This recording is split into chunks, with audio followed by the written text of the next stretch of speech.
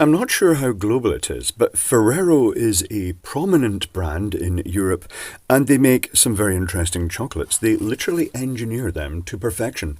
But they also mass produce them, and that makes it quite interesting the work they go to actually make some quite complex chocolates here. The one I'm interested in is the Rondnoir, which means the dark round. Literally it translates to black round, it just doesn't sound right if I'm saying that. The one you might be familiar with is the classic Ferrero Rocher. I don't know, is this a global thing? Don't know. But anyway, what makes this one special is its construction. And I'm going to reverse engineer it. And we can talk about it. You can give me your thoughts about this, how they actually make it. So here is a surface to cut this on for hygiene purposes.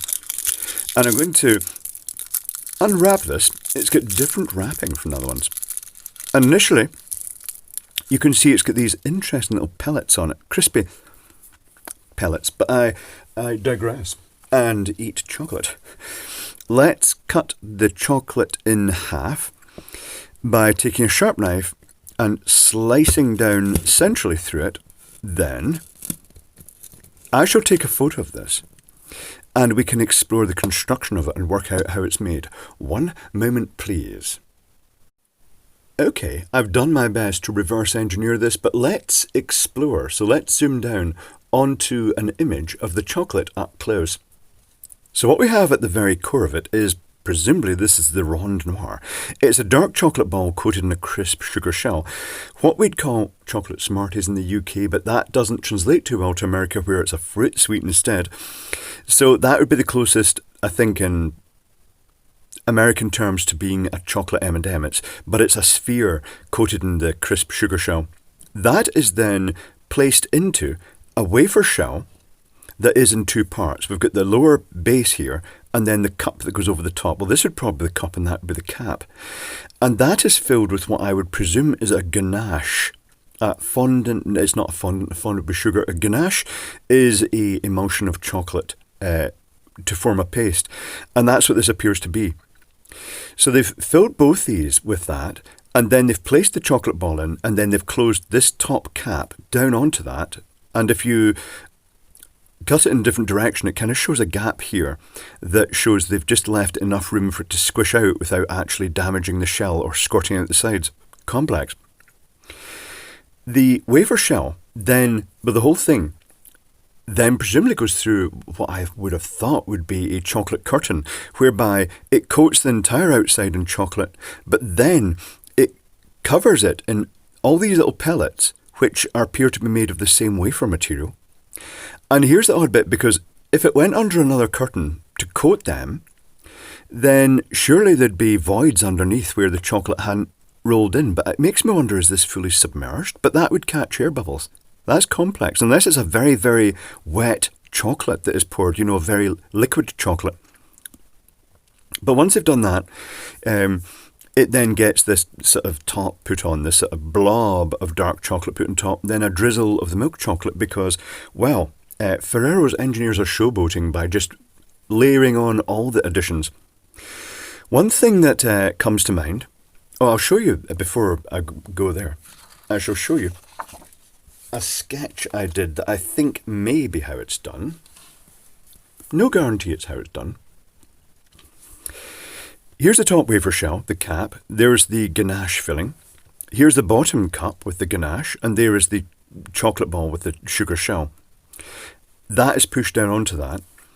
And then I would normally expect a porous, a sort of chainmail type conveyor to go under what they call the enrober, chocolate curtain enrober, where it's a continuous drizzle of continually stirred and agitated chocolate, tempered chocolate, that drizzles down in a curtain and the chocolates pass through it. But although that's straightforward for coating it, it then gets covered in these little pellets, which will then stick to that chocolate.